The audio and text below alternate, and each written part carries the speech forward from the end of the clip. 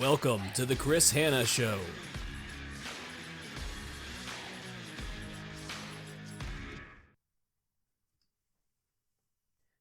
In today's hyper-connected, always-on world, it's getting harder for many people to disconnect from work. Long hours, early starts, working through lunch, being on call, or catching up on emails late at night, many professionals are incredibly dedicated and hardworking. Commitments vary as well as the things employees want to do outside of work. So it's not unreasonable that many employees are wanting and expecting increased workplace flexibility. Everyone varies in terms of what they need with regards to working when, where, and how they can be most effective. By embracing change in technology combined with the right culture, it is possible to evolve the approach and have a more flexible workplace culture. Gone are the days where everyone needs to work the same hours tied to a desk or a cubicle. Most people assume that workplace flexibility only refers to those employees who work from home. While the location is a big part of the equation, increased workplace flexibility is about letting employees have a voice in choosing when and how they work. With increased workplace flexibility offered, it's possible to produce outstanding and superior results that happen in a win-win culture.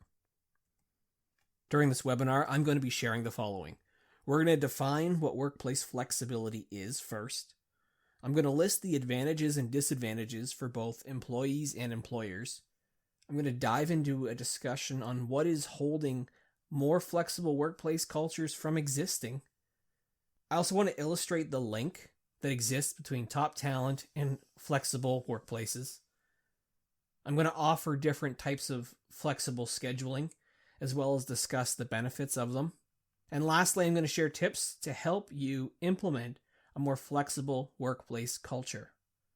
Hi, I'm Chris Hanna, and I want to thank you for attending today's webinar. I'm going to be talking about workplace flexibility and the importance of it, but not only just that, but how to really create a culture where people want to show up to work versus feel the need to show up to work. I've been building, managing, and leading teams throughout my career, and I'm now the founder of Evolving Management, where I help companies and leaders rethink and evolve their approach to managing the employee experience. The culture that we put in place with regards to time and how we measure performance and the scheduling aspects of it are critical factors when it comes to the employee experience. So I'm excited to talk to you for the next 30 minutes during this webinar today. In early 2020, I predicted, before the pandemic hit, that in the years and the decade ahead, everyone will hear more about workplace flexibility. I thought that businesses and technology was going to continue to evolve, and that was going to help companies become more competitive, and they're going to attract and retain top talent because they're going to be more flexible. I didn't expect that everything would change with COVID-19 and more companies would be thrust into having to think about these things so soon, whether it's working remotely, adjusting hours, becoming more flexible. But it happened. And when I wrote the article talking about increased workplace flexibility, it was from the contact center environment perspective for an association that I had been contributing to. I never thought it was going to happen to this extent so early. I knew it would get there, but I just didn't know it was going to happen then. So, workplace flexibility, we've got to talk about it first and define it. For the purposes of this session, I'm defining workplace flexibility as enabling both individuals and business needs to be met through making changes to the time, essentially when, location, which is where, and manner, how in which employees work. It's these three aspects, the when, the where, and the how, that are critical to developing flexible scheduling that works for everyone. The goal is to produce a win-win environment that works for all parties, the business and its employees, including leaders. To develop a flexible scheduling culture, leaders must understand and recognize that when, where, and how someone works matters. So to kick us off, I'd love to ask this question first. And I want you to think about your answer to this question throughout this webinar, and as you start to build an action plan of how to become more flexible in the culture that you're working in. So, first question is, how and when do you work best? What conditions are required in terms of the when, the where, and the how for you to produce your best work? And then the second question is, if you're a leader or if you are in HR, someone who has an opportunity to influence the structure of how time is spent in your business, ask this question: how do your team members work most effectively? Keep these answers in mind and think about how you might be able to work in an environment that's best aligned to what you want. And what you want are the answers to these questions. From the employee perspective, significant benefits of increased workplace cultures could include the following: the improved ability to meet personal or family commitments. Think about going to doctor's appointments or taking your car in for an oil change. Those are things that a lot of people might have to schedule time out for in order to do. Might cut down on time spent commuting. There's maybe no more traffic. You avoid road rage. I had an employee ask if he could change his shift and push it back by 30 minutes because that 30-minute window made a world of difference to avoid sitting in traffic as long as he was beforehand. It was easy to do and implement. By shifting by 30 minutes, he was so much happier and engaged as an employee. Another benefit is people have better control over their own schedule and environment. From an environment perspective, think about working in an office versus working from home. When I worked in an office in the corporate world, I would be exhausted after the day was done. I'd sometimes come home with headaches or my eyes would hurt, and it's because the fluorescent light bulbs above me were so bright that it caused me significant pain. But when I started working remotely, that pain disappeared. I felt so much happier and healthier as a result. The other benefit is that if you can find a way to work in the hours that best fit your energy cycles, you can be more productive and happier overall as well. Because not everyone is suited to work during certain hours. As an example, I can tell you I am useless at certain times of the day where I just know that I have zero energy with certain tasks. Think about the work that you do. Are there times that are more effective for you to work than others? There probably is. So from an employer perspective, so there are advantages of being flexible. Employers benefit by offering a more flexible schedule, and they might see some of the following advantages. The first is that there's improved engagement. Because when you give team members control over their lives, you make them happier. And that could lead to fewer absences and less turnover. Maybe even a less of a instance of people calling in sick on a Monday or being upset that it's a Monday. You might also see enhanced productivity and customer satisfaction, as happy employees equal happy customers. Another advantage is that it's going to help enhance the company's image, because companies that are perceived to be more attractive for top talent are those who tend to be more flexible in terms of the workplace culture. But there are some disadvantages and downsides too that I think are worth noting and discussing. From an employee perspective, it might be difficult for office-based staff to work as effectively with those who maybe are working remotely. If you don't have the right tools and technology in place, remote workers might feel disconnected. There also could be perception issues. What if someone's hours are different and people don't know? It can lead to people questioning the commitment or asking what so-and-so is doing and so on. There also might be challenges in terms of having that dividing line between home and work. It could be hard to separate the two, and that might make it difficult if they are so blended. Some disadvantages of increased flexibility from an employer perspective is that some employees just might not work well in an environment where there is less structure. Some people, it's not for everyone, whether it's working remotely or whether it's working off hours, maybe working part-time. Some people might think they might be able to do it, but for whatever reason, it just doesn't work. Some people want to have what others have too. And when they don't have it, that can create some additional drama that is such a burden and waste of time for leaders. Because I've had employees who created a lot of drama. They watched and they commented about the activities and schedules of others versus paying attention to their own work. Because increased flexibility didn't work for them, so they almost, maybe unintentionally, try and make it so that it doesn't work for anyone else. I also think that increased flexibility is only as good as the infrastructure and the processes that are supporting it. I've piloted teams trying to go fully remote before, only to be let down by the software because it just didn't work well outside of the office. It wasn't until we made the right investment in the technology that we were able to effectively make remote learning work. Now, there are some things that are stopping widespread flexibility from being just the common way that work is done in many organizations. The ability to implement a more flexible workplace culture is difficult for some managers and organizations to implement. Perhaps there isn't an official scheduling policy in place. Trust issues also stop some leaders from allowing people to have increased flexibility. Many traditional managers are reluctant to provide flexibility with varied shifts and allowing remote work because of a lack of trust and perception. I've heard some people say that they just wonder, is somebody actually working or are they just doing laundry? Concerned about maintaining productivity and performance, many leaders, they do struggle with accepting that it doesn't matter when and where most work is completed. Other companies and leaders are sometimes just resistant to change. Starting the day working from home, then transitioning in or working remotely, there are plenty of options available for people to be more flexible. Unfortunately, concerning flexible workplace cultures, some companies just don't equip their leaders to handle unique schedules effectively. Despite this challenge, it doesn't mean that workplace flexibility shouldn't exist. It just means you need to have the right support systems, whether it's processes, tools, technology in place to help leaders allow these cultures to thrive. I talked earlier about top talent, and it's so vital that we have cultures where there is increased workplace flexibility. To achieve outstanding results, organizations that offer increased flexibility will win the war for talent. Employees who are given more freedom to choose when, where, and how they work, they tend to be more appreciative.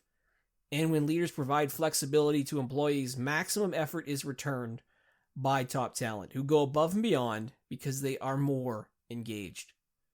There's also nothing worse than losing A players who consistently perform at the top level leave the organization. Life happens and sometimes situations dictate that someone needs flexibility. Making your superstars happy is essential instead of sending them quickly to the exit. Also, people make the difference in an organization as well. Companies can replicate your products or services, but they can never copy your most significant competitive advantage, and that is your people. With the right flexible workplace culture, it's easier to attract and retain the right people who can make a difference. Flexibility can reduce one of the critical factors in keeping someone happy instead of them being persuaded to chase slightly better compensation too. So some examples of other flexible schedules that you might want to consider if you're trying to do this within your organization. The first is being part-time. Working fewer hours than someone who is full-time essentially is what this means. Having part-time workers is quickly becoming the way that many people prefer to work in the future. Many workers are no longer looking for one 9-to-5 job to fulfill their passion and earn a paycheck.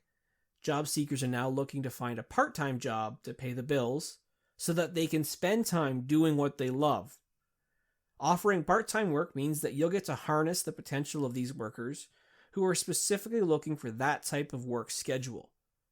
Now, there are downsides, of course. If you're looking to hire a lot of part-time workers, you might have higher turnover. It also might mean you have to train more people on a more frequent basis, which can be an investment in time and money that some companies don't want to spend. I've talked a lot about remote work, and it's important to note that with a reliable internet connection, allowing team members to work from anywhere is possible. Sometimes this option can be offered depending on the shift or the needs of the business, too.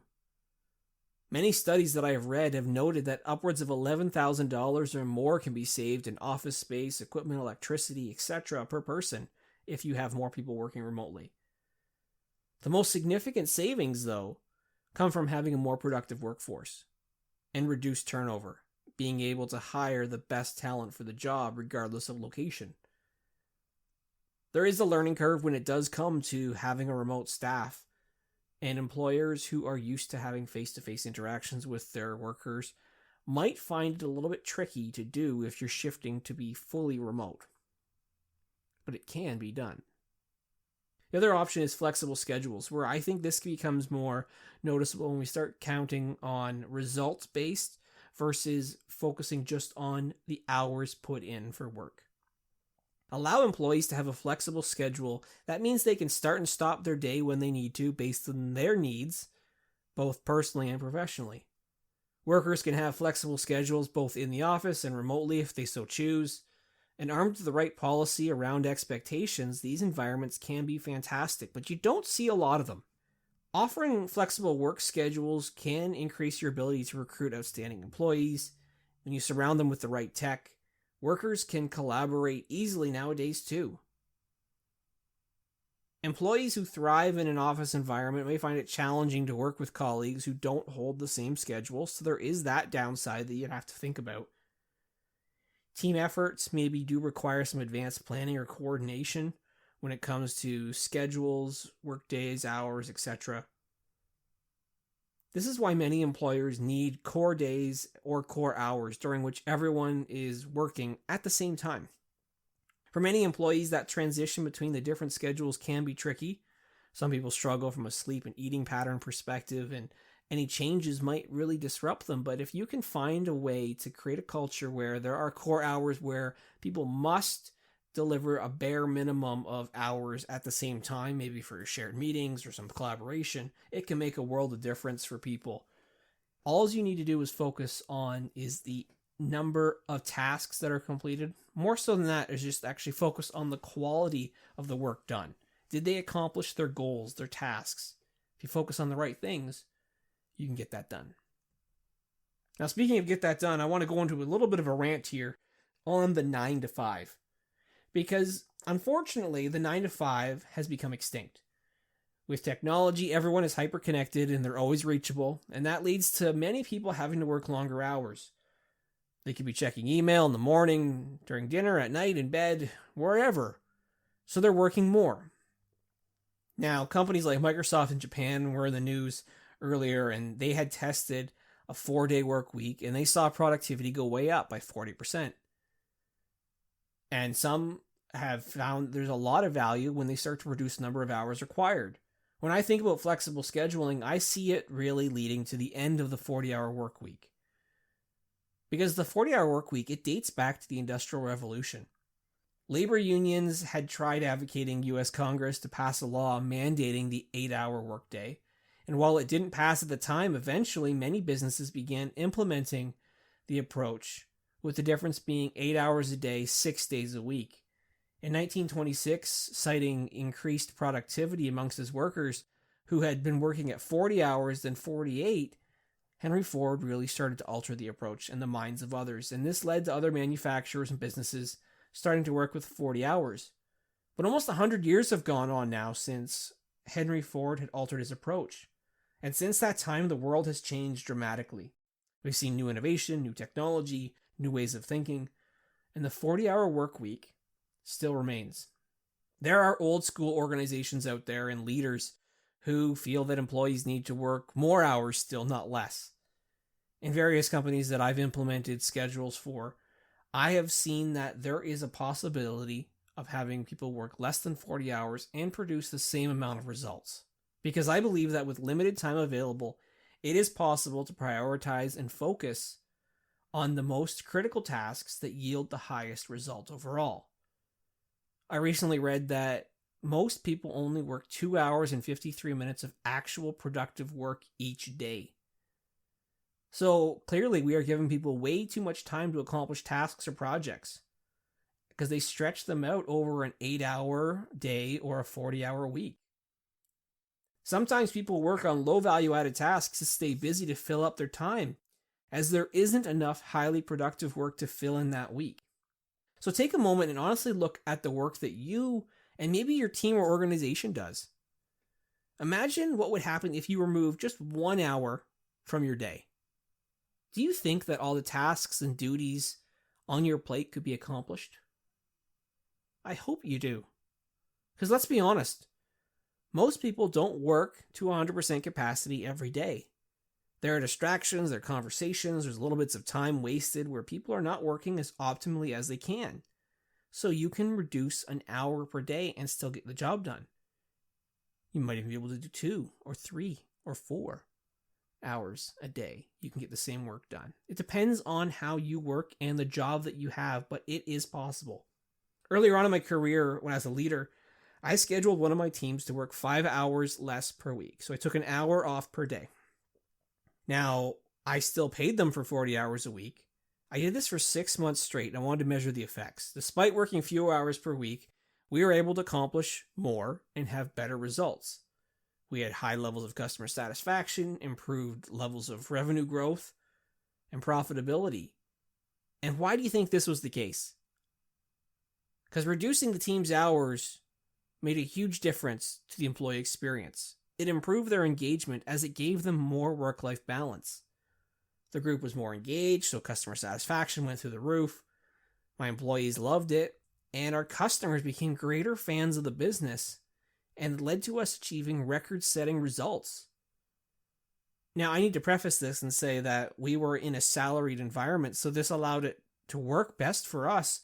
It doesn't maybe work as well in an hourly environment, but there are people who might take you up on the opportunity to work less because they feel like having that extra hour per day can provide more value and benefit to them in their personal life.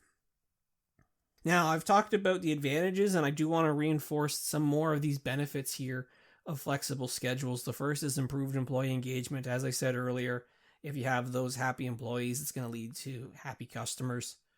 There's the reduced burnout and stress that happens as well. We've got a lot of people struggling with mental health, feeling like they're overworked, feeling like they have less resources, maybe doing more with less. And so when they get a chance to have more flexibility in terms of their schedule, it can make a world of difference for them. And as I've said numerous times now, is that top talent desires flexibility, and that makes you a more attractive brand to really bring in the people that you want and the talent that you want in your business. So if you're interested in implementing a flexible workplace culture, here are several pieces of advice to set your team or your organization up for success.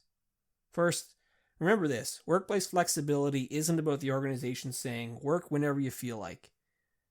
It's not a blank check to do whatever someone wants. There does need to be some guidelines and clear expectations in place. If you are trying to position this as a pilot, you will be more successful though.